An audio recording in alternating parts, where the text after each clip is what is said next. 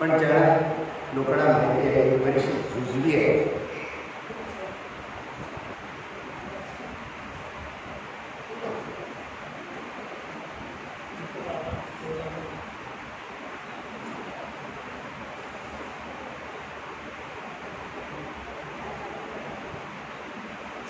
लोक बऱ्याच वेळा गुरु आणि सद्गुरू त्याच्यामध्ये गोंधळ करतात.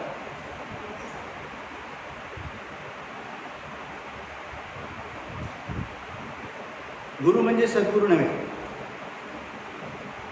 सद्गुरू आणि गुरुमध्ये खूप फरक आहे. सदवस्तू दाखवतो तो सद्गुरू. सदवस्तू जगामध्ये एकच आहे, तो म्हणजे परमात्मा. त्या परमात्म्याची प्रचिती देतो, परमात्म्याची मूळ ओळख करून देतो तो सद्गुरू. 33 कोटी देव आहे, सगळे काही परमात्म्याचेच अंश आहे, सगळे काही परमात्मा स्वरूपच आहे. ते सगळे ईश्वर देव आकाराप्रमाणे प्रकट झाले, आकाराचे जेव्हा निघून गेले, शिल्लक कोण राहते? जी सुप्रीम पॉवर आहे जगामध्ये, पाहता येत नाही, दाखवता येत नाही, धरता येत नाही, टाकता पण येत नाही, पावसात भिजत नाही, अग्नी जळत नाही, पुराणे वाहून जाता येत जात नाही, बाजूला लोटायचं तर लोटता येत नाही, अखंड आहे, अबाधित आहे, शाश्वत आहे. ते परमात्मा स्वरूप. ते जसं श्रीकृष्ण भगवान म्हणाले की भगवद्गीतेमध्ये यदा हि धर्मस्य ग्लानिर्भवति भारत, काय म्हणाले ते की जगावर जेव्हा जेव्हा संकट येईल, आपत्ती येईल, तेव्हा मी वेगवेगळ्या रूपामध्ये जगाच्या कल्याणासाठी अवतीर्ण होईल. म्हणजे मूळ परब्रह्म जे आहे ते वेगळे आहे. श्रीकृष्ण भगवान मी अमका तमका गवळ्याचा पोरगा असं म्हणत नव्हते, मी परब्रह्म आहे असं म्हणत होते. ते देव परब्रह्म आहे, देव ईश्वरापेक्षाही श्रेष्ठ आहे. ते रंग नाही, रूप नाही, आकार नाही, पाहता येत नाही, पण नाही आहे असं म्हणता येत नाही. वेद थकले, श्रुती स्मृती थकली, सगळे ग्रंथ थकले, सगळ्यांनी नेती नेती म्हणाले, शेषाने मौन धारण केले, त्याची जीभ पाटली. असे ते परब्रह्म स्वरूप. ते दाखवतो तो सद्गुरू, त्याची प्रचिती देतो तो सद्गुरू. देहमन इंद्रिय तिथे पोचू शकत नाही, बुद्धी तिथे पोचू शकत नाही. गुप्त मार्गी स्वात्मज्ञानी स्वप्रचितीने, आत्मप्रचितीने, स्वानुभवे त्याला जाणायचे आहे. एवढं कठीण अवघड काम करतात ते सगळे. जगात गुरु खूप आहे. प्रथम आपले गुरु आपले माता पिता, मग आपल्याला शाळा कॉलेजमध्ये विद्यालयातले गुरु, मग आपल्याला कधी कला येत असेल, संगीत कला आहे, नृत्य कला आहे, अनेक प्रकारचे 14 विद्या 64 कला आहे. ते शिकवणारे सगळे गुरु आहेत, परंतु सद्गुरू नव्हे. सद्गुरू नव्हे. गुरुपौर्णिमेला महत्त्व काय आहे? जे वेदशास्त्राने सांगितलेले आहे, अनेक ऋषीमुनीने अनेक वर्ष तपश्चर्या करून जे सांगून केलेले आहे ते लोकांपर्यंत पोहोचवण्याचं काम त्या व्यासमुनीने केलं. त्याला व्यास पौर्णिमा असं म्हणतात. त्यांचे स्मरण कसे ठेवायचे, सगळ्या ऋषीमुनींना प्रश्न पडला. एवढे महान कार्य त्यांनी केलेले आहे, त्यांचे स्मरण आपण कसे ठेवावे? म्हणून हा दिवस त्यांनी आषाढ महिन्यातला दिवस, हा पौर्णिमा, गुरुपौर्णिमा म्हणून ओळखायचं सगळं. म्हणून ती गुरुपौर्णिमा साजरी केली जाते. आता काय झालं, गुरुविषयी लोकांना आदर आहे ना, मग गुरुविषयी लोकांना आदर आहे म्हणून ज्यांना आपण गुरु म्हणतो व्यावसायिक गुरु आहे, त्यांच्या नावाने पण एक पौर्णिमा साजरी केली जायला. जे जे ज्ञान आहे त्याचा अपभ्रंश झाले, त्यांचा याच्याशी काही संबंध नाही. मी जाहीरपणे म्हणतो, कोणाला आवडणार नाही कदाचित जे गुरु आहेत, परंतु या पौर्णिमेशी त्यांचा काही संबंध नाही. या पौर्णिमेशी संबंध आहे फक्त जे ज्ञानी पुरुष आहेत, संत आहेत, जे परमात्मा स्वरूप होऊन गेलेले आहेत, ज्यांनी ब्रह्मज्ञान सांगितले. श्रीकृष्ण भगवानच म्हणतात भगवद्गीतेमध्ये, पार्थाला सांगतात, सर्व ज्ञानामध्ये श्रेष्ठ आत्मज्ञान, बाकी सगळं ज्ञान आहे पोतभरून ज्ञान आहे.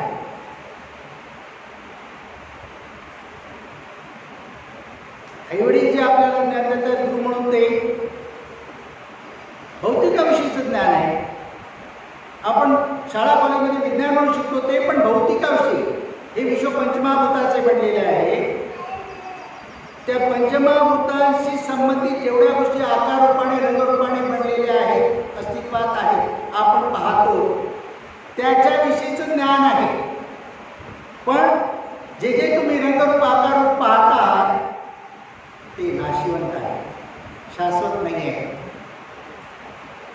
जे जे आकार रंगरूपाने निर्माण जगात झालेले आहे त्यांना इथेच ते आकार सोडावा लागतो, त्याचा नाश होतो. त्याच्याविषयीचं ज्ञान हे शाश्वत ज्ञान नाही, म्हणून ते ब्रह्मज्ञान होत नाही, आत्मज्ञान होत नाही. ज्ञान आत्मज्ञान, परमात्म्याविषयीचं ज्ञान हे शाश्वत ज्ञान, सत्य ज्ञान, ते खरे ज्ञान.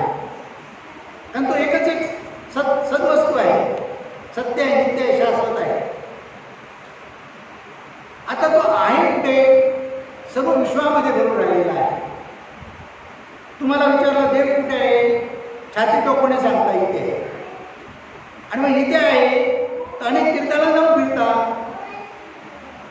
तो भगवानच म्हणतो, मी गयेशी नाही, मी काशीला नाही, तुझं आहे, तुझं पाशी.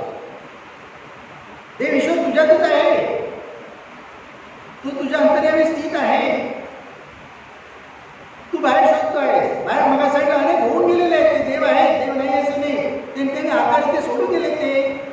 ते परब्रह्म स्वरूपचे परमात्मा, supreme power of the world, त्याच्यामध्ये ते एकरूप होऊन गेले. आणि जेव्हा गरज लागली तेव्हा ते परत अवतीर्ण झाले. त्यावेळी देवाच्या स्वरूपात अवतीर्ण व्हायचे, आता संतांच्या स्वरूपात अवतीर्ण झाले. अनेक संत ज्ञानी होऊन गेले.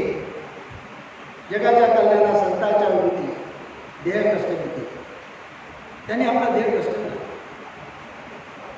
साईबाबाने लोकांचं कल्याण केलं. अंगावरचा सदरा बघा, तिघड लावलेला आहे, हातामध्ये कटोरा, घर बनवला नाही. जगाच्या कल्याणासाठी संपूर्ण आयुष्य केलं. अनेक संत.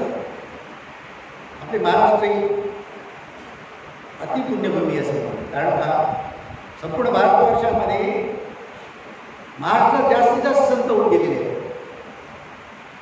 पंढरपुरामधल्या ज्या संतांची तुम्ही संतावळीची तपासणी तुम्ही करा, महान संत होऊन गेलेले जगात सगळीकडे झालेले आहे, आपल्या भारतवर्षामध्ये पण झालेले आहे. पण जास्तीत जास्त महाराष्ट्रात झाले असं मला म्हणायचं. त्यांना महत्व का आलं? तर तुमच्या आजचा परमात्मा ईश्वर आहे, त्याचं दर्शन ते घडवत होते. त्याचं ज्ञान तुम्हाला दाखवतो. तो ईश्वर तुमच्या आत आहे, जो चैतन्य तुमच्या आतमध्ये आहे, ते सामान्य समजू नका. तुम्ही त्याला ओळखत नाही, तुम्ही त्याला मानत नाही, म्हणून तुम्हाला प्रचिती येत नाही. त्या ज्ञानेश्वर माऊलीने पाठीवर भाकऱ्या बांधून दाखवले, मांडे बांधून दाखवले. शास्त्र सुद्धा काय म्हणते? शास्त्र सुद्धा तुमच्यामध्ये जी शक्ती आहे, पावर आहे, ज्ञान स्वरूप पावर, तिचा तुम्ही 4% वापर करता, 96% यूज करत नाही. 96% राहिलेला तुम्ही केला तर तुम्ही देव ईश्वर होणार. मग तुमच्यामध्ये देव आहे, प्रत्येकामध्ये देव आहे. तो संतांना दिसला, आपल्याला का दिसत नाही? तर आपण आपली ओळख जी आहे ती चुकीची धारण केलेली आहे. आईच्या गर्भाशयामध्ये असताना प्रत्येकजण म्हणतो सोम सोम, बाहेर आल्यावर मात्र जग पाहतो भामावतो, संभ्रमात पडतो आणि तो हो आई बाप नाव ठेवतो, तू अमका झाला अमका. आता ते नाव खरं आहे का? नाव लक्ष्मी आहे, भांडी घासते बिचारी, काय बोलायचं. नाव सावित्री आहे, बालविधवा झाली, काय करायचं. नावात काय आहे? नाव दिलं तुमच्या ते न्यायपतीला नाव दिलेलं आहे, तुम्ही त्याचा वृद्धाभिमान करता. तसे वागता का तुम्ही? राम नाव ठेवलं तर राम सारखं वागतो का? चोरांची लिस्ट तपासली पोलीस स्टेशनला जाऊन तर कितीतरी राम कृष्ण नावाचे लोक भेटतील त्याच्यामध्ये. तुम्हाला ठेवलेल्या नावाला तुम्ही जाणत नाही, जागत नाही, तुम्हाला तुमच्यात ईश्वर कसा दिसणार आहे? म्हणून आधी ईश्वर कसा आहे तो कळला पाहिजे, तो कसा भेटेल ते कळलं पाहिजे. आणि मग तो जर तुम्हाला भेटला तर भेटणार नाही, तो भेटणार नाही हे सांगून ठेवतो. तो निर्गुण निराकार आहे, तो भेटणार नाही. त्याला पाहता येते, धरता येते, सुरुवातीलाच म्हणालो, पण त्याचा अनुभव घेता येतो, प्रचिती. पण ती आत्मप्रचिती बापाने घेतली पण पोरालाही प्रचिती सांगता येत नाही. जसं तुम्ही काय एखादा गोड पदार्थ खाल्ला तर तुम्हाला अनुभवाला आलेली गोडी आणि तुमच्या बापाला आलेली अनुभवाला आलेली गोडी किंवा मित्राला अनुभवाला आलेली गोडी फरक आहे. एखाद्याला पदार्थ घरात आहे बनवला घरातल्या बाईंनी, ते एखादा म्हणतो खूप गोड झाला, एखादा म्हणतो बरोबर आहे. हा अनुभव कुठे आला, कोणाला आला, कसा आला, सारखा नाही आहे. पण तो अनुभव स्वतःचा घ्यायचा असतो, कारण हा सामान्य अनुभव नाही. त्या अनुभवासाठी संत सद्गुरू ज्ञानीपुरुषांची संगत लागते. कारण प्रत्येकाचा जन्म वासनेतून झालेला आहे. प्रत्येकाचा जन्म वासनेपोटी झाला आहे. वासना शिल्लक नसेल तुमच्यामध्ये, तुम्हाला पुन्हा जन्म होणार नाही, जन्म येणार नाही. मुक्त होणार तुम्ही, मोक्ष प्राप्त होणार. जोपर्यंत तुमच्यामध्ये इच्छा वासना प्रबळ आहे तोपर्यंत, जसं म्हणतात अंतिम मती वैसी गती, अंतिम मती वैसी गती. सद्गती प्राप्त व्हायला पाहिजे असेल तर अंतिम मती बदली व्हायला पाहिजे. सद्गती म्हणजे काय? सत्य शाश्वत नित्य आहे त्याचे स्वरूप प्राप्त होणे, ही सद्गती. त्या मुक्कामाला पोचणे. ते जर मुक्काम मिळाला पाहिजे असेल आपल्याला, ते मुक्काम काय आहे? तुमच्या आत असणारं चैतन्य, आत्मा, परमात्मा, परब्रह्म, त्याचे आत्मदर्शन, त्याची प्रचिती, स्वप्रचिती. ते जर व्हायला पाहिजे असेल तर तो कसा आहे? सच्चिदानंद. तो कसा आहे? सच्चिदानंद. तुमचे मूळचे स्वरूप सच्चिदानंदच आहे. सच्चित आनंद. सत म्हणजे सत्य, नित्य, शाश्वत, अखंड, अबाधी. चित म्हणजे पवित्र, ज्ञानस्वरूप. आनंद, नेहमी आनंदी, प्रसन्न, सुखी, समाधान. हे तुम्ही अनुभवू शकता तुमच्या जीवनामध्ये. तर तुमच्यातल्या ज्या अनावश्यक वासना, इच्छा आहे, स्वार्थ, लोभ आहे, काम, क्रोध आहे, त्याचा त्याग करा.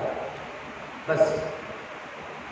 द्यायच्या गरजेच्या जितक्या इच्छा वासना जरूर असाव्यात, तर द्यायला किती गरज आहे ह्याचे ज्ञान झाले पाहिजे, ह्याचे भान राहिले पाहिजे, ह्याचा विवेक आला पाहिजे. तो विवेक नाही नेमका आमच्याकडे. मुळात मग सांगितलं तसं, आईच्या गर्भाशयामध्ये एक रेतकण जातो. तो रेतकण त्याच्यामध्ये चैतन्य असतं, तो दिसत नाही, मायक्रोस्कोपने पाहावा लागतो. तो दिसत नाही, पण तो हालतो, त्याला हालचाल आहे, चैतन्य आहे त्याच्यामध्ये. त्या अंधरसातून तो प्रवास करतो. अंधरसातून प्रवास करतो. देव ईश्वर जो आहे, ते चैतन्य आत्मा आहे, अंधरसातून प्रवास करते. तुम्ही जे धान्य आणता घरामध्ये, त्या प्रत्येक धान्यामध्ये सुद्धा, त्या कणामध्ये तो ईश्वर देव आहे. जमिनीवर टाकून बघा, लगेच त्याला कोंब येतो.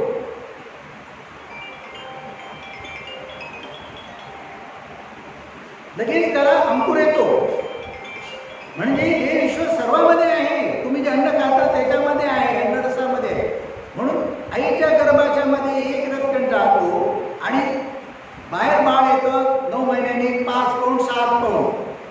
नंतर मग 1-2 वर्ष आईचं दूध पिते, वजन होतं 10 पौंड 15 पौंड. आईचं दूध कुठून येतं? ती जे अन्नरस खाते त्याच्यातूनच येतं ना. शरीर बनलं ते सुद्धा आईने अन्नरस खाल्ले, लाळे वाटे गर्भाशयामध्ये गेले, त्याच्यावर ते शरीर तयार झाले आणि मग ते बरोबर 9 महिने 9 दिवस झाले ते बाहेर आले.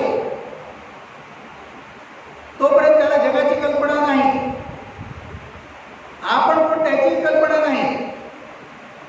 आई बापाने समजायला लागलं, नाव ठेवलं तेव्हा आई बापाने नाव ठेवलं तेव्हा कळत नव्हतं. तेव्हा कोणाला कळत नाही 12 वर्षी नाव ठेवतात ते. 2 वर्ष 3 वर्ष आई बाबा आवाज देतात, हात मारतात, तेव्हा कळतं आपण आमका तमका. पण ती ओळख कोणाची आहे? ते चैतन्याची आहे की देहाची आहे? ती ओळख तुमच्या देहाची झाली. तुमच्या आत्म्याची ओळख तुम्हाला कुठे आहे?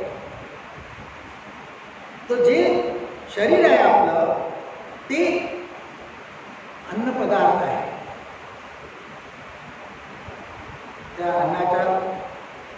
अन्नांशामध्ये अन्नसत्वामध्ये तयार झालेलं आहे. म्हणून जसं माणूस लहान मुद्देनं खायला लागतं तसं वजन वाढत वाढत जातं. वजन कोणी वाढवलं? त्या अन्नानेच वाढवलं ना. मग पूर्ण शरीराचा गोळा काय आहे?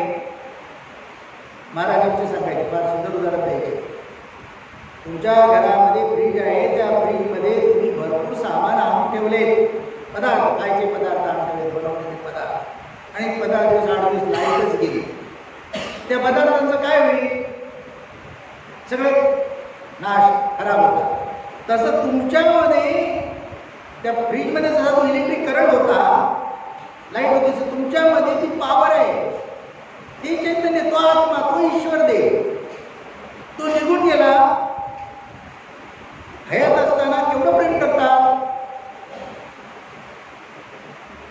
स्त्री पुरुष एकमेकावर प्रेम करताना एकमेकाला चाटतात, काय काय प्रकार करतात, आणि मेला लवकर उचला म्हणतात, वास येईल, आता दुर्गंध येईल, उचला.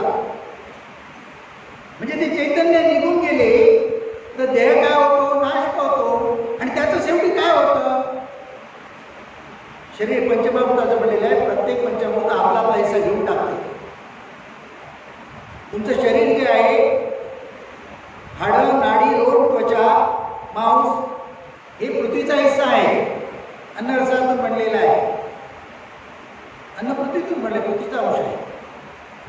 आणि पाणी आहे, आणि मग अग्नी आहे, तेज आहे तुमच्या शरीरामध्ये, वायू आहे, आणि आकाश आहे, स्पेस आहे. मग शरीर पंचमहाभूताचे आहे. चालवणारे कोण आहे? आत्मा तेथे गेलेला आहे. ते चैतन्य घन आत्मा, तो शरीर चालवतोय, तोच बोलतो, तोच म्हणतो, जागतो, तोच भूतान सांगतो. बोलताना इकडे मच्छर चावली मागे तरी तो ते कळते पण त्याचा आहे, तो आहे. पण देव काय म्हणतो? मी करतो. देव उगाच म्हणतो मी करतो. तो नाही तर द्यायला काही नाही. मडा हालचाल करते का? प्रेत आहे पडलेला, हालचाल करते का? काय नाही करत. ते चैतन्य घन आत्मा निघून गेला. वायू पडतो, कसा आहे? निर्बुद्धिरागर आहे. वायू पडतो, प्राण निघून गेला. निघून गेला म्हणजे कुठे दुसरीकडे गेला नाही. त्याला जावं लागत नाही कुठे. ते शरीराचा ताबा सोडतो बस. कारण तो परमात्मा परब्रह्म अखंड आहे, आकाशासारखा. जसं इथे घट ठेवला, मातीचा मोठा एक घट ठेवला, हे मठ आहे. तो घट फुटला, त्या घटात आतमध्ये पुढे असे आकाश आहे. घट फुटला, ते आकाश कुठे गेले? या आकाशातच राहिले. मठही तुटला, आकाश कुठे गेले? आकाशातच राहिले. तसा आत्मा, परमात्मा, परब्रह्म अखंड आहे. आत्मा प्रत्येक व्यक्तिरूपाने वावरतो, वेगळा म्हणून त्याला आत्मा असं म्हटलेलं आहे. विश्वामध्ये वावरतो म्हणून अंतरात्मा म्हटलेला आहे. 3 विश्व भरून राहिलेले आहे म्हणून परमात्मा परब्रह्म असे म्हटलेले आहे. एकच म्हणून देव ईश्वर आपल्या द्यायचा. छाती ठोकून आम्ही सांगतो, त्याचं कारण ते आहे, पण हे लोकांना माहित नाही. म्हणून संत म्हणा, तुझा आहे तुझं पाशी, कधी तुझा का चुकला. तुझ्याकडेच आहे, शोध तू बाहेर. तू किती फिर, किती दान पुण्य कर, मोक्षमुक्ती मिळणार नाही, ईश्वर तर भेटणार नाही, गॅरेंटी. मला सांगा, तुमच्या जो चैतन्य ईश्वर परमात्मा आहे त्याला तुम्ही ओळखत नसाल तर बाहेरच्याला कसं ओळखणार तुम्ही? तुम्ही देहाने तुमची ओळख विसरले, या देहाने तुमची ओळख तुम्ही विसरलेत, नाव विसरले, घर विसरले, बायका पोरांचं ओळख विसरले. तुम्ही तुम्हाला ओळखत नाही तर बायका पोरांना ओळखाल काय? तुम्हीच तुमची ओळख राहिली तर बायका पोरांची ओळख कशी राहणार? तसं आतल्या ईश्वराला जोपर्यंत तुम्ही ओळखत नाही तोपर्यंत बाहेरचा ईश्वर तुम्हाला भेटणार नाही, कधीच भेटणार नाही. म्हणून आधी जाणा, ओळखा, त्याचे साधन करा. ते साधन फक्त संत जाणतात, तो मुक्त मार्ग आहे. भक्ती मार्ग दोन प्रकारचे आहेत, एक पिपीलिका मार्ग आणि एक विहंग मार्ग. पिपीलिका मार्ग म्हणजे मुंगीच्या गतीने जाऊन मोक्षमुक्ती प्राप्त करता येते, पण हे आयुष्य पुरत नाही म्हणून तो मार्ग योग्य नाही. आणि विहंग मार्ग म्हणजे ज्ञान मार्ग. ज्ञान मार्गाने लवकर पोचता येते, म्हणून संतांनी तो ज्ञानमार्ग स्वीकारला. आपला जो संप्रदाय त्याला स्वरूप संप्रदाय, ज्ञान संप्रदाय म्हणतात. दत्त संप्रदायातून आपण आलो असेल, दत्त संप्रदायामधले जी शिकवण होती, भक्ती होती, ती पिपीलिका मार्ग होता. पिपीलिका मार्ग म्हणजे परंपरागत भक्ती. परंपरागत भक्ती त्याच्यामध्ये ज्ञानाचा जरा अभाव आहे. उदाहरणार्थ, मेलेल्या माणसाला पाणी पाजतात, ही प्रथा आपण आजही चालू ठेवलेली आहे. मेलेल्या माणसाला पाणी पाजले तर पाणी त्याच्या तोंडात जाते का, शरीरात जाते का, बाहेर इकडे निघून जाते, तरी आम्ही लाईन लावून पुजतो, पाजतो. कारण पूर्वज करत आलेले आहे, पूर्वज करत आलेले. एखाद्या मुलीला मासिक पाळी आली की बाहेर बसवायची, स्त्रीला बाहेर बसायची, 5 दिवस घरात यायचं नाही, शिवायचं नाही, असं लोक पूर्वी प्रथा, परंपरागत. त्याला अर्थ काहीच नाही. थोडासा अर्थ होता. काय होता? तेव्हा दळण काढणं अवघड कामं बायकांना करायला लागायची, कारण त्या हातानेच करायला, शारीरिक कष्टानेच करायला, मशिनरी नव्हती. पाणी लांबून आणायला लागायचं, जे सरपण लागतं जेवण बनवायला ते डोक्यावर आणायला लागायचं, दळण काढणं करायला लागायचं. मग तिला विश्रांती पाहिजे, मग काय करायचं? धर्मवाले हुशार होते, ते हुशार होते. त्यांनी कसं केलं? शिवू नका म्हणून आपोआप विश्रांती दिली. पण आता ते दळण काढणं जड कामं राहिली नाही. मग त्यांना स्वातंत्र्य द्यायला पाहिजे ना. पण अजूनही काही ठिकाणी हे लोक पाळतात, खेड्यापाड्यामध्ये, गावाघराकडे पाळतात. देवान मंदिरात जायला देत नाही, पूजाला देत नाही. आमचे महाराज केवढे ज्ञानी. महाराजांकडे काही मुली होत्या, सेवेला असायच्या, नेहमी सेवेला असायच्या. महाराजांचं बारीक लक्ष असायचं. एक दिवशी एक मुलगी नेहमी सेवा करणारी ती दिसली नाही महाराजांना. महाराज म्हणाले, कुठे आहे ती? तर बाई गणतून काढत महाराजांच्या म्हणाली, तिची अडचण आहे, असंच आहे, म्हणून नाही आली. महाराज म्हणे, तिला बोलवा. ती आली आहे का? हो, तिकडे बाहेर. बोला बोला. महाराज म्हणे, आज पूजा तू कर, पूजा तू कर. कारण तो जो काही रक्तप्रवाह त्या मासिक पाळीमध्ये होतो त्याच्याविषयी लोकांचा अपभ्रंश आहे.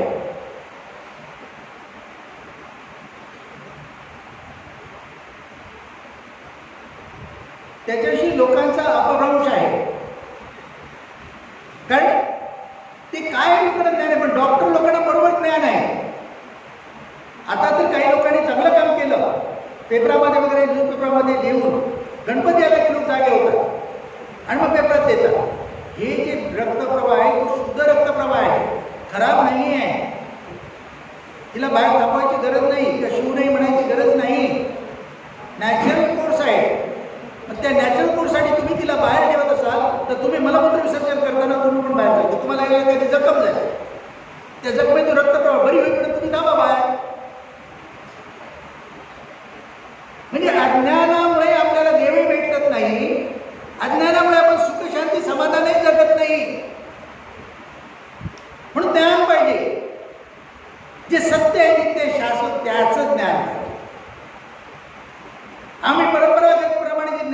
सगळं अज्ञान आहे आणि त्याच्यामध्ये तुम्ही पिसले जातात आणि दुःख भोगतात. जे सत्यनित्य शाश्वत आहे त्याचं ज्ञान करा, मग तुम्ही आयुष्यात सुख शांती समाधान ऐश्वर्य भोगाल. आणि मोक्ष मुक्ती तर सहज आहे.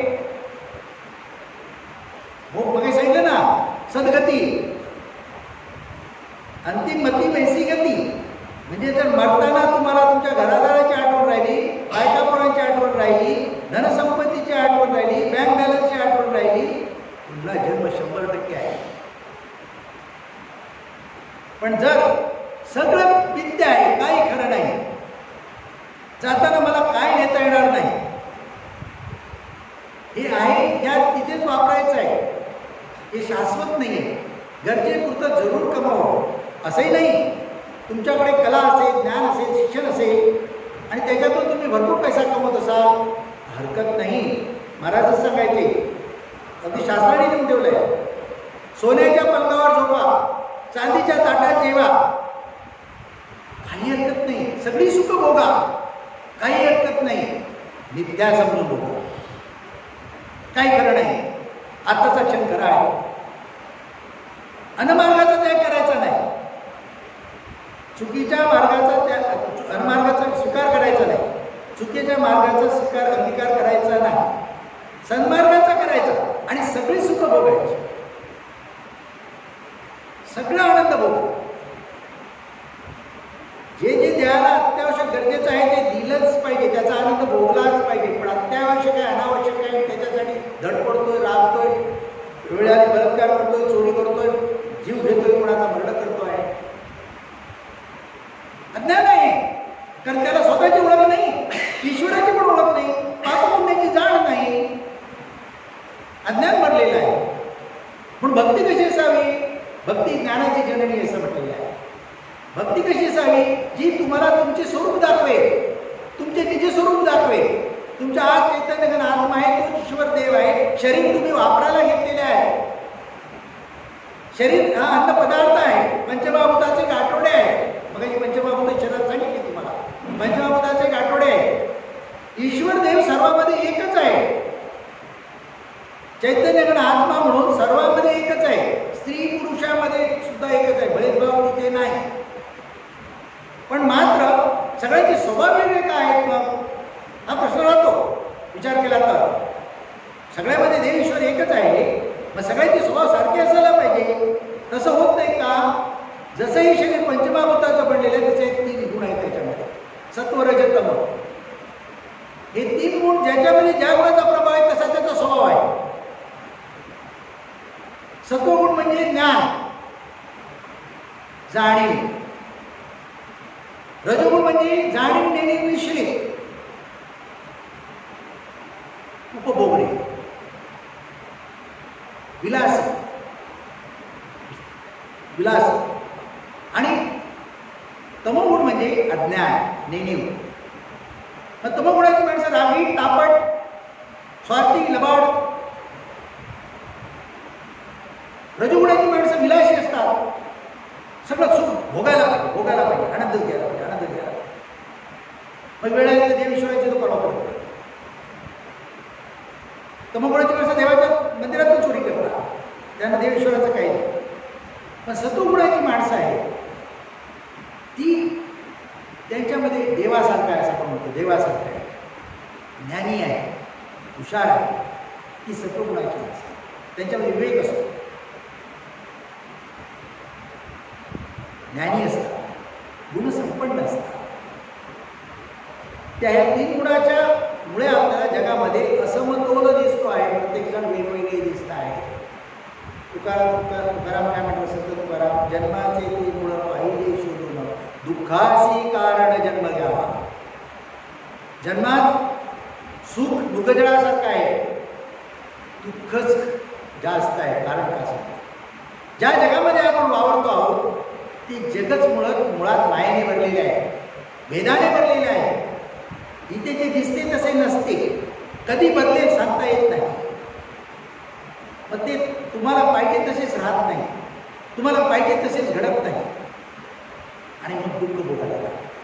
म्हणून हे जाणलं पाहिजे, ओळखून त्याची व्यवहार केला पाहिजे. हे ज्ञान पाहिजे. भक्ती त्याच्यासाठी जी पाहिजे ज्ञान देणारी भक्ती, नाही तर दुःख भोगायला लागते. विवेक वैराग्य पाहिजे. संत म्हणाले विवेक वैराग्य पाहिजे, तिथे पण लोकांनी गफलत केली.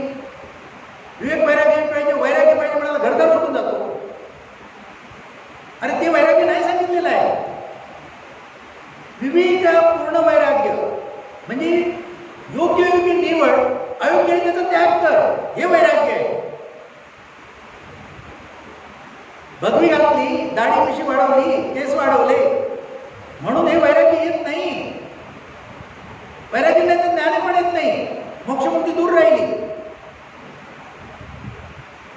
कित्येक बघतो आपण, खूप मोठे दाढी वाढवतात, भगवी घालतात, मठा मंदिरामध्ये बसतात, तुम्ही लोक जाऊन मस्त नमस्कार करतात, त्यांच्या मागे लागतात. पण संध्याकाळी जर तिकडे गेलेत ना, तो गायच्या घेऊन बसलेला असतो, कुचरस घेऊन बसलेला असतो. का लागते गरज त्याला? म्हणजे त्यातली वासना गेली नाहीये. कुठे वैराग्य आहे त्याच्यामध्ये? कसं संन्याशी येतो? संन्याशीचा अर्थ षडन्याशी. षडन्याशी म्हणजे 6 विकार आहे. त्या विकाराचा ज्याने त्याग केला, त्याच्यावर मात केली, तो संन्याशी. बाह्य रंग दाखवून संन्याशी होता येत नाही. मोठं मंदिर आहे आणि उच्चासनावर देव बसलाय मंदिरात, आणि ते शिखरावर जाऊन कावळा बसला, खूप उंच. तो गजानन जो आहे, देव आहे जगन्नाथ बसलेला, त्याची बरोबर ते कावळा करेल काय? तसं तुम्ही बाह्य रंग बदललेत म्हणून तुम्ही देवेश्वर होणार आहात का? अंतरंगात बदल झाला पाहिजे. ज्ञान पाहिजे, भक्ती पाहिजे, ज्ञान देणारी भक्ती पाहिजे, तेव्हा होणार आहे. नाही तर काही होत नाही. जग जे आहे हे स्वप्नासारखे आहे, मायेने देणारे बदल आहे, नित्य आहे, जाणा ओळखा, खरं नाही आहे. त्यातलं सगळं उपभोगा, काय हरकत नाही, समजून घ्या. देह पण आपला तसाच आहे. पिंडी तेच ब्रह्मांडी असं म्हटलेलं आहे. पिंड म्हणजे आपलं शरीर, पंचमहाभूत 3 गुण, अष्टधा प्रकृती. विश्व पंचमहाभूते 3 गुण, अष्टधा प्रकृती. इथे आत्मा निर्धारी, तिथे अंतरात्मा निर्धारी. इथे आत्मा बसलेला आहे, तिथे अंतरात्मा बसलेला आहे. मूळ चैतन्य स्वरूप ते सर्वांमध्ये. म्हणून देव ईश्वर तुमच्याकडे आहे. ते जो दाखवतो तो सद्गुरू आहे. बाकी सगळे गुरु पोट भरून ज्ञान देतात. मी टीका करतो असं नाही. प्रत्येकाचा काहीतरी स्वार्थ असतो, बाकी सगळ्या गुरूंचा. कोणी पगार घेऊन तुम्हाला शिकवतात, ज्ञान देतात, फुकट देत नाही. म्हणून ते सद्गुरू नव्हे. काय सांगितलं, या गुरुपौर्णिमेशी त्याला काय संबंध आहे? ही गुरुपौर्णिमा व्यासमुनीने सुरू केली. त्या संत ज्ञानपुरुषाची त्यांची ओळख, त्यांची आठवण, त्यांच्यासाठी. आईवडील प्रथम गुरु आहे, ते सुद्धा काहीतरी कारणाने तुमचं नाम मोठं करतात, दाराचं मोठं करतात. सिद्धरामेश्वर महाराज सांगायचे, तू मेला असं समज आणि तुझं प्रेत बाहेर ठेवलं आहे, मग तुझी आई येईल पहिली, मिठी मारून रडे, माझी गेला माझी म्हातारपणीची काठी. म्हणजे ती मोठं केलं होतं म्हातारपणीची काठी म्हणून, म्हातारपणीचा आधार म्हणून मोठं केलं होतं. ती असं म्हणते, आता गेलं माझी म्हातारपणीचा आधार गेला, काठी गेली म्हणून रडते. मी तो गेला तर ते रडत नाही, आपला आधार गेला ते रडते. आता आतमध्ये असतं हा, ते बाहेर असून दिसतात पण आई किती रडली असं म्हणतात. मग बायको येते, बायको मिठी मारून काय म्हणते, आता मी कोणाच्या तोंडाकडे बघू? तिला दुसरं काय नाही. खरं वास्तव विचार करून बघा. गेला त्याचं दुःख नाही तर माझं काय होणार? मी आता कोणाच्या तोंडाकडे बघू असा विचार करते. बघा तुम्ही. मग नातेवाईक होतात, फार चांगला होता, खूप मदत करायचा, आपला सगळ्यांचा आधार घेतला. म्हणजे यांना मदत करत होता, सगळं होतं. म्हणजे तुमच्यावर जे काही प्रेम सगळे कोणी करताय, ते तुमच्यासाठी काही मदत करताय, तुम्हाला लहानाचं मोठं केलं, प्रत्येकाचा काही ना काही स्वार्थ आहे. आणि मग सांगितलं बाकी ते पगारदारी आहे, गुरु आहेत ते. मोबदला घेतात. सद्गुरू जसा एक आहे, संत जसा आहे, काही नको बदला, मी द्यायला बसलो तुला, तुला हवं ते माग. किती संत सांगतात, कधी कधी आमच्या मुखातून निघतं आणि बरोबर त्यावेळेस कोणतरी बोलतो तर खरं होतं. निसर्ग महाराजांनी पण सांगितलं एक दिवशी एका निर्पणच करता काय हवं ते मागा, चला आता पण मागे त्याला मी देणार. सिद्धरामेश्वर महाराज पण आणि त्या दिवशी बोलले की खरं. कारण त्यांनी अनेक वर्ष साधना करून त्या परमात्मा स्वरूप प्राप्त केलं. परमात्मा स्वरूप कसं आहे, ज्ञान आणि शक्ती दोन अंग आहेत त्याचे. ती दोन्ही अंग तुमची जागृत होतात, सक्रिय होतात. म्हणून संत साधू ज्ञानी पुरुष त्यांनी चमत्कार केले. ते चमत्कार त्याचं कारण केले. काल तुमच्याला बोलताना तुम्ही त्या महाराजांची गोष्ट सांगितली, काय गगनगिरी महाराजांची. प्रत्यक्ष असं ते आम्ही गडावर गेलो आणि ते मंडप घालत होते. लोक मंडप घालता येत नाही, खूप वारा सुटला होता. माझे त्यांचे खूप घनिष्ठ संबंध होते, त्यांच्याकडे पण जायला हिंमत नव्हती. मी गेलो आणि म्हटलं महाराज असं मंडप करायचं मला हिंमत नाही. त्या मंडपाला बोलवलं. त्यांना विचारलं किती वेळ लागेल, ते म्हणाले 2 तास लागले. असं पाहिलं त्यांनी सांगितलं वारा थांबला, खरोखर थांबला. मी तिथे होतो. मी संतांकडे ती पाऊल आहे. साईबाबांकडून अनेकांना दृष्टी मिळाली. दुसऱ्यांचे आजार आपण घेतले. तुम्ही पाहता संतांकडे ती ताकद आहे. भाऊसाहेब महाराज इंचिगिरी मठामध्ये बसले होते. भाऊसाहेब महाराज म्हणजे सिद्धरामेश्वर महाराजचे गुरु आणि सिद्धरामेश्वर महाराज म्हणजे निसर्ग महाराज. हे भाऊसाहेब महाराज इंचगिरीचे, पंढरपूर जवळ तिथे इंचगिरी कर्नाटकमध्ये आहे आणि पंढरपूर कर्नाटकमध्ये आहे. तर तिकडे त्या इंचगिरी मठामध्ये बसले होते आणि त्या मठाच्या बाजूला एक मोठं धरण आहे. खूप पाऊस पडला, धरणात पाणी खूप झालं, महापूर आला आणि वार्ता अशी आली की धरण फुटणार. एक बाई होती, ती मुलाने घरी सोडून आली होती. ती सारखी मठाच्या दाराची जाते परत येते. महाराजांचं निरूपण चालू आहे, जाऊ शकत नाही, जाते परत येते. मग महाराजांनी पाहिलं गोष्ट काय सुळबुळ चालली आहे, काय चाललं आहे. मग एकाने सांगितलं असं असं झालं. महाराज उठले, बाहेर गेले, आकाशात पाहिलं आणि सांगितलं काय काळजी आता पाऊस थांबा आणि पाऊस थांबा. ते दुर्लिंगजंगम महाराज आहे, भाऊसाहेबांचे एक शिष्य होते. त्यांची समाधी त्यांनी करायला सांगितली की समाधी माझी खोल करा. मग ती समाधी करायला गेले, पूर्ण बॉडी ठेवायची होती. खोदायला गेले तर तिथे गंगा लागली, असं फवाऱ्यासारखं पाणी सुरू झालं. घडलेल्या गोष्टी तिथल्या मठाची व्यवस्था यांची अतिरोप. तर असे फवारा सुद्धा तिथे आणि तिथे खोदताच येत नाही. मग भाऊसाहेब महाराज दुर्लिंगजंगम महाराजांकडे गेले, त्यांच्या गुरुकडे गेले आणि त्यांना सांगितलं महाराज असं असं आहे की खोदताच येते, समाधी बांधणार कशी आणि याला बॉडी ठेवणार कशी, शरीर ठेवणार कसं. चल मी येतो. भाऊसाहेब महाराज म्हणतात 50 मैल लांब आहे, मी घोड्यावर आलो आहे, मी माझ्या घोड्यावर बसा, चला आपण जाऊ. नाही नाही तू चल पुढे, मी आलोच. आणि हे घोड्यावर गेले तर त्यांच्या आधी दुर्लिंगजंगम महाराज तिथे उभे होते. आम्ही उभं तुझत नाही, तिथे उभे होते. आणि मग त्यांनी त्या कामगार होते, त्यांना खोदणारे होते, त्यांना सांगितलं बाबा किती वेळ लागेल खोदून तुम्हाला समाधी बांधायला. महाराज तुम्ही तुमच्या 5 तास.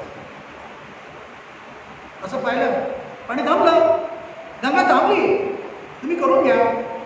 सगळं बांधून झालं, बॉडी आतमध्ये शरीर ठेवलं त्यांचं आणि बंद केलं पूर्ण. गंगा चालू विचार आजही तिथे पाणी आहे. त्याला पापनाशिनी कुंड असं म्हणतात. त्या गावामध्ये 15,000ची वस्ती आहे. तिथे तिथलं पाणी पहिल्यांदा आपल्या घरी येतात आणि लोक जेवण करतात. खरं आहे ना. अशी संत महात्मा आहेत. संत महात्म्याकडून बघायचं ना, ज्ञानेश्वर पाठीवर मांडे बांधले, रेड्याकडून वेद बदल अनेक चमत्कार केले. म्हणजे संत ज्ञानी पुरुष जे परमात्मा स्वरूप आहे त्यांना ते अंग प्राप्त झालेले आहे. ज्ञान आणि शक्ती जे ईश्वरी स्वरूप आहे आणि म्हणून ते पूजेला लागते. म्हणून त्यांना आपण बसतो.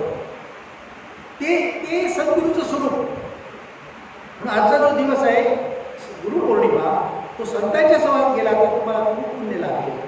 त्यांच्या ठिकाणी असलेलं ज्ञान आणि शक्ती ह्याचा प्रभाव तुमच्यावर होईल आणि तुमच्यामध्ये असलेले दुर्गुण, दुराचार, दुर्बुद्धी ह्या नाश पावतो आणि साहजिकच तुमच्यामध्ये सन्मती प्राप्त, मग सद्गती प्राप्त होईल. मरताना इच्छा वासना राहिलीच नाही, ज्ञान झालं, खरं आहे, हे खरं आहे, खोटं झालं आहे, कशाला पाहिजे काय असं झालं तर भावच नाही जायला, तो मुक्त झाला. मग मुक्तीचा सोहळा हयात असताना सुद्धा अनुभवता येतो. जो खरा ज्ञानी पुरुष असेल तुमच्या घरामध्ये, किती श्रीमंत असू दे आणि अनेक मोठं कुटुंब असू दे भले, पण कोणालाही वाईट शब्द अपशब्द न वापरता कुटुंब चालवतो आहे, तो ईश्वर देव सारखा आहे. पण राग करतोय, चिडतोय, उडून शिव्या देतोय, रागवतोय, तो आधी पहिला नरकात आला, तो पापात आला, मग तुम्ही जा. म्हणून ज्ञान पाहिजे आणि ज्ञान संतांच्या सहवासात शिकायला मिळते. म्हणून तुमच्या जीवनात मी सांगतो की नाही, शास्त्रात म्हटलेलं आहे, तुम्ही सत्शास्त्र शोधा, वेद वेद वेद पहा, उपनिषद पहा, जे प्रमाणित ग्रंथ आहेत, जशी भगवद्गीता आहे, हंसगीता आहे, गुरुगीता आहे, शिवगीता आहे, प्रमाणित ग्रंथ आहे, उपनिषद आहे. त्यांचा जर तुम्ही अभ्यास केला तर त्याच्यामध्ये आम्ही जे काय बोलतो ते सत्य आहे, ते त्या संतांनी अंगीकारलं म्हणून ते ईश्वर देव झाले. त्याच्याकडे काही करायला लागत नाही, काही करायला लागत नाही. सदाचार, सद्विवेक, सद्वासना, तीन गोष्टी तुमच्याकडे असतील तर तुम्ही ईश्वर नराचा नारायण. लोक जोरात जाऊन म्हणतात, देवाची द्वारी उभा क्षणभरी तेने मुक्तीचारी साधी येईल. देवाच्या द्वारी उभा क्षणभरी त्याने चारी मुक्तीचा साधी येईल. पण देवाच्या द्वारी क्षणभर बरोबर चारी मुक्ती कशा प्राप्त होणार असा विचार करतो का कोण? जोरात जा. जेव्हा तुमचा मीपणा जाईल, अहंभाव जाईल आणि तुमच्या ती वासना सडेल, तेव्हा तुम्ही देवस्वरूप अनुभवाला येईल. तुम्हाला सद्गुरू आपल्या ज्ञानबोधाने तुमच्यावर संस्कार करतात. आपला जन्म वासनेतून झाला आहे, आपल्यामध्ये तमोगुण रजोगुण जास्त आहे, सत्वगुणाचा प्रभाव कमी आहे. मग सांगितलं तुकाराम म्हणाले, जन्माचे ते गुण पाहिले शुक्र दुःखाचे कारण जन्म घ्यावा, पाप पुण्य करून जन्म आहे तो प्राणी, नरदया येऊन हानी केली. रजतम सत्व आहे ज्याच्या अंगी, याच गुणी जगी वाया गेला. तम म्हणजे काय? नरकची केवळ, रजतो सबळ माया. तुका म्हणे ते सत्वाचे सामर्थ्य. सत्वाचं सामर्थ्य आहे, त्यासाठी काय करायला पाहिजे? करावा परमार्थ अहर्निशी. करावा परमार्थ अहर्निशी. परमार्थ परमार्थ. लोक म्हणतात परमार्थ करतो, कसला परमार्थ करतो? परमार्थ. परम म्हणजे सर्वश्रेष्ठ. सर्वश्रेष्ठ जगामध्ये बघण्यासाठी एकच, तो परमात्मा.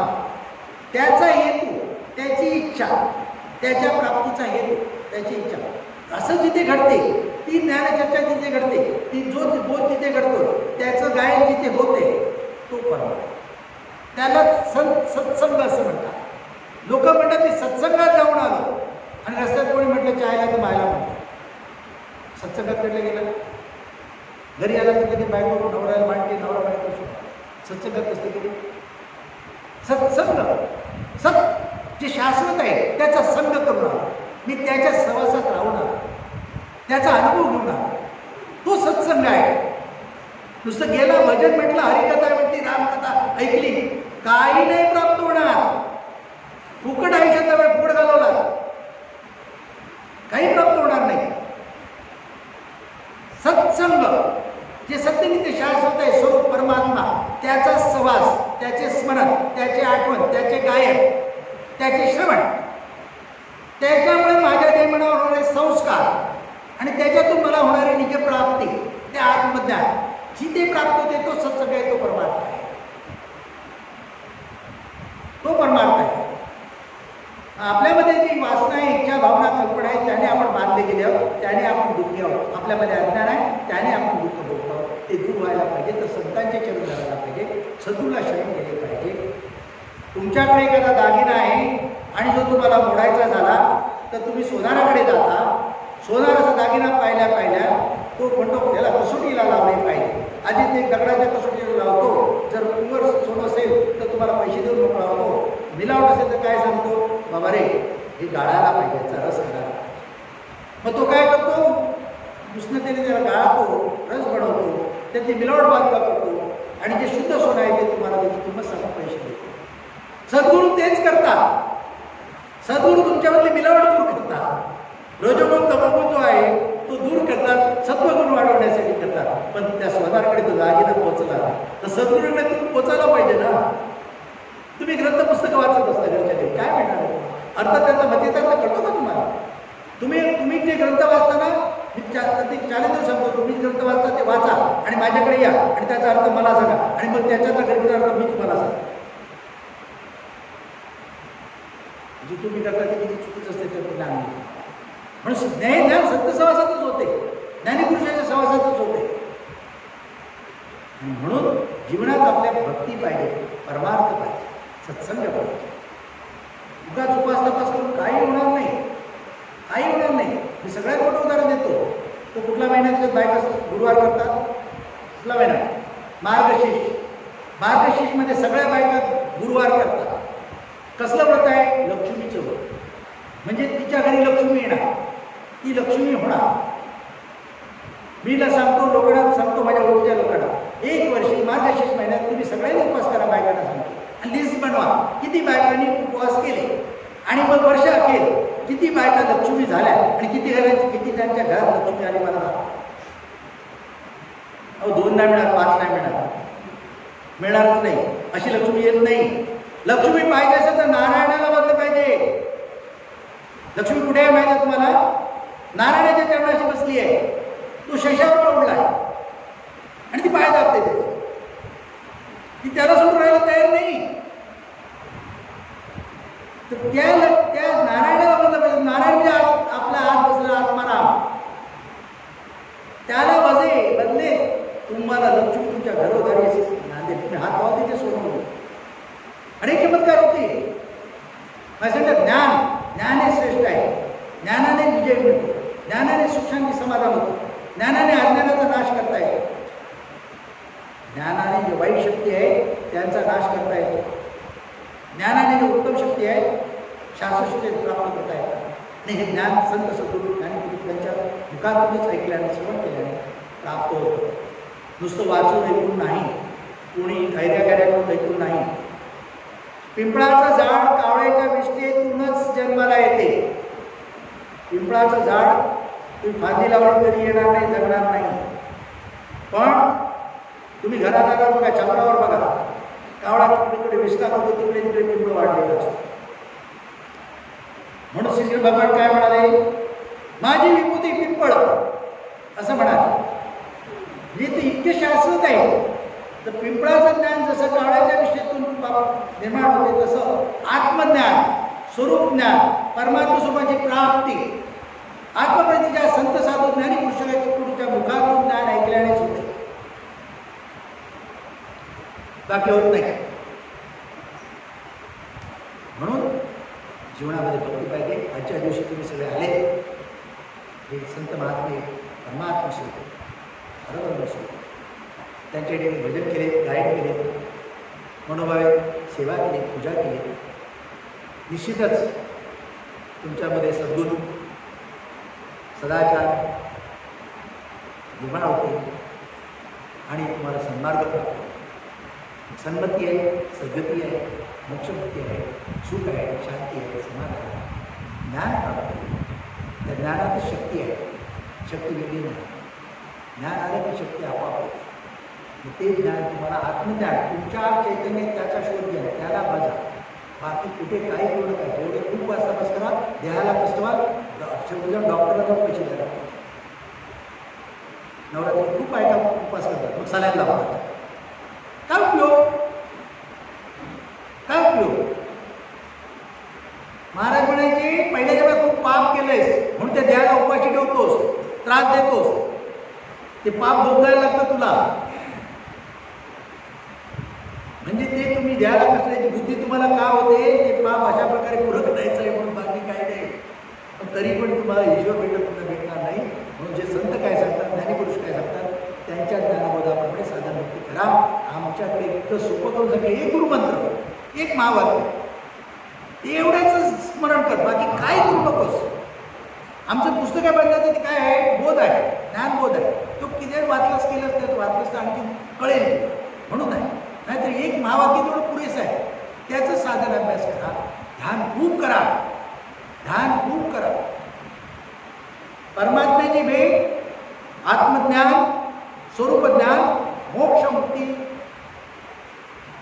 त्या ज्ञानाशिवाय नाही. म्हणजे त्या आत्मज्ञानाशिवाय मोक्ष मुक्ती नाही. आणि आत्मज्ञान सद्गुरूकडून महावाक्य मिळाल्याशिवाय नाही. ते महावाक्य हेच तुम्हाला ते गुरुकिल्ली असं केलं. ते मोठं घबाड आहे, त्याची किती आहे, ती तुमचा उद्धार करणार. ज्यांना मिळालं आहे ते महावाक्य धन्य आहे. त्याच्यावर खूप जोर द्या, खूप साधन अभ्यास करा, खूप ध्यान करा. तुमच्या वाट्याला जे कर्म करत राहा.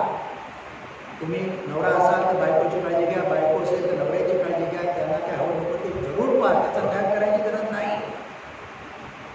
पण गैरमार्गाने काय प्राप्त करायला जाऊ नका. तिथे कधीच मला शास्त्र सुख समाधान शांती मिळणार नाही.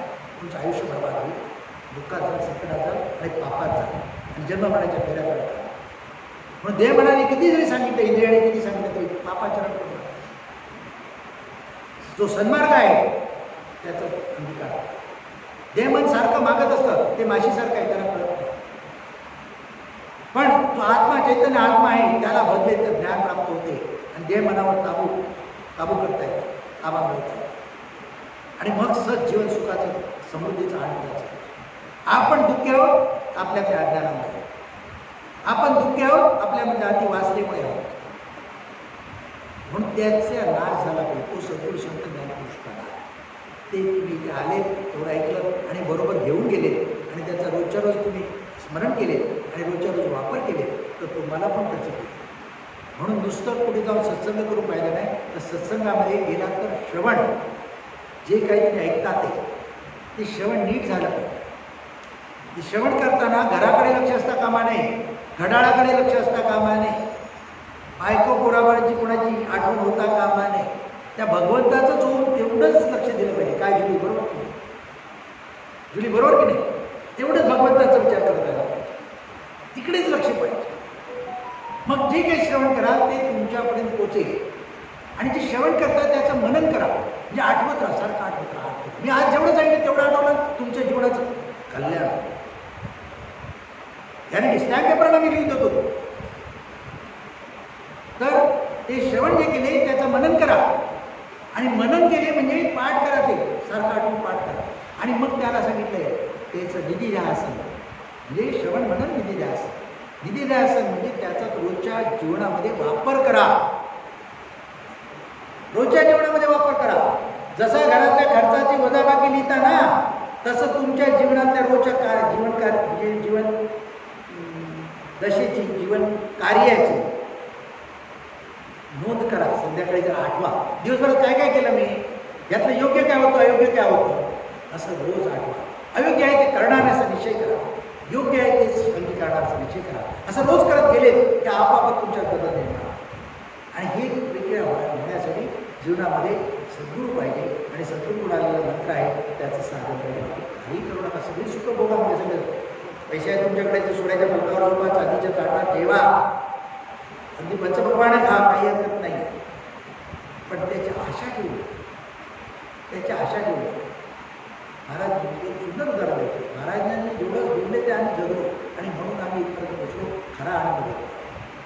ते म्हणायचे तुला भूक लागली आहे, घरात चटणी भाकरी आहे, खाल्ली तर भूक भागणार आहे, पण तुला ताजची थाळी खायची. घरात ते चटणी भाकरी सोडून दिली, ताजची 500 रुपये किंवा 500 रुपये नसेल, आता 2-3 हजार असेल, 5,000. 500 रुपये थाळी खावीशी वाटली, खाऊन आलास, सकाळी काय झालं, चौच. त्याची किंमत त्या चटणी भाकरीची खाल्ली असते त्याची आणि 500 रुपयाच्या थाळीची त्याची किंमत सारखीच. म्हणजे विवेकाने वागा. देवन म्हणतं म्हणून ते मागायला जाऊ नका, करायला जाऊ नका. पैसे आहेत, आनंद काय हरकत नाही, पण उद्या त्याच्या मागे लागू नका किंवा त्याच्यासाठी कोणाला त्रास देऊ नका. सत जीवन जगा, आनंदाने जगा, समाधाने जगा. रात्री झोपताना ज्याला शांतपणे चांगली झोप येते त्याचं जीवनकार्य जीवनदशा बरोबर चाललेली आहे. मग ज्याला झोप येत नाही त्याचं कुठेतरी अंतर्मन त्याला जाणीव करून देते आहे की काहीतरी माझ्याकडून चुकते आहे, काहीतरी मी चुकीचं करतो आहे. तुम्ही तपासून घ्या. मी एक आणखी उदाहरण तुम्ही सांगतो, विषय होतं पण सांगतो का. घरात नवरा बायकोची भांडणं होतं. भांडणं होताना बायको म्हणते तू चुकीचा आहेस आणि नवरा म्हणतो तू चुकीची आहेस. म्हणजे दोघांमध्ये वाद आहे, चुकीचं कोण आहे. कधी कधी पुरुष असतो ना, त्याला जास्त अहंकार असतो. चुकीचा असला तरी मान्य करायला तयार होतो. बाई पटकन मान्य करतो, पुरुष पटकन मान्य करतो. भांडणे झोपी गेले, एका पांगावर जाऊन झोपतात, एकमेकाकडे पाठ करून झोपतात. जो खरा होता ना त्या लवकर झोपतो आणि ज्याच्या मनात कुणकुण आहे थोडी वेळा चुकीचं वागलो त्याला झोप येत नाही. बघा तुम्ही, तो हा अनुभव तुम्ही स्वतः घेऊन बघू शकता. हा अनुभव तुमच्या जीवनात तुम्ही कौटुंबिक आयुष्यामध्ये घेऊ शकता. नवरा बायको हे ज्ञान आहे, ते ज्ञान सद्गुरूच्या मुखातून आपण आज सद्गुरूला आपण करतो आणि त्यांची गुरुपौर्णिमा आपण साजरी करतो. तुम्ही सगळे आले, तुम्हाला खूप आशीर्वाद आणि तुम्हाला ते ईश्वरी स्वरूप प्राप्त झालं हेच सांगेल. तुम्हाला तुमच्या ते नाव देहाचं नाव आहे ते तुम्ही नाही आहात, तुम्ही आत्मा आहात ही आठवण आहे. राजा